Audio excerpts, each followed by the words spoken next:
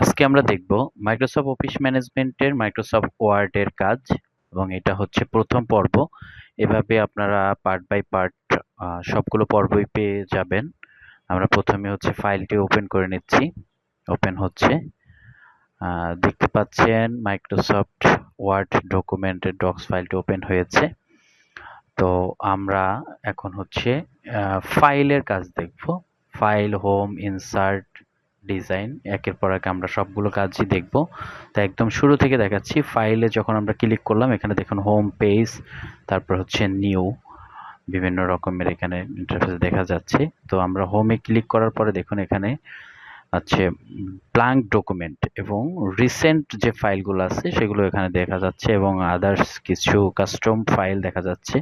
So আমরা এখানে নিউতে click করব। নিউতে ক্লিক করলে দেখুন এখানে যে ব্ল্যাঙ্ক ডকুমেন্টটি আছে সেই ব্ল্যাঙ্ক ডকুমেন্ট এবং নিচে কিছু কাস্টম ডকুমেন্ট ফাইল আছে। এগুলো নিয়ে আমরা এখন কাজ করব না। আমরা হচ্ছে সরাসরি ব্ল্যাঙ্ক ডকুমেন্টে ক্লিক করব। তো ব্ল্যাঙ্ক ডকুমেন্টে যখন আমরা ক্লিক করলাম তখন আমরা এখানে দেখতে পাচ্ছি ডকুমেন্ট 1 নামে একটি ফাইল এখানে আমাদের সামনে শো করেছে। সো এই যে ডকুমেন্ট 1 নামে যে ফাইলটি আমাদের এখানে শো করেছে, এই ফাইলটাতেই মেইনলি আমরা হচ্ছে কাজ করব। এখন আমরা একটু দেখি যে এই ফাইলটাকে আমরা কিভাবে সেভ করতে পারি।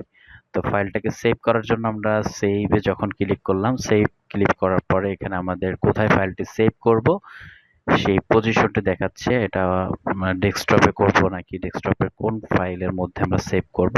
তো আমরা আপাতত হচ্ছে এখানে আরো অনেকগুলো ফাইল কিন্তু শো করেছে, ডেস্কটপে হচ্ছে আমরা সেভ করি।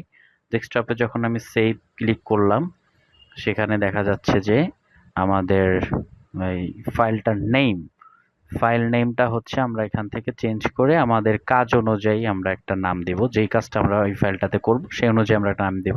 তো আমি আপাতত এখানে ফাইল 1 নামে হচ্ছে এটা সেভ করতেছি। আর এটা শর্টকাট হচ্ছে Ctrl+S দিলেও আপনারা এটা সেভ করতে পারবেন। দেখুন এই ফাইলটা কিন্তু আমাদের সেভ হয়ে গেছে। ইভেন আমাদের এখানে কিন্তু লেখা আছে ফাইল 1 ডকুমেন্ট ফাইল।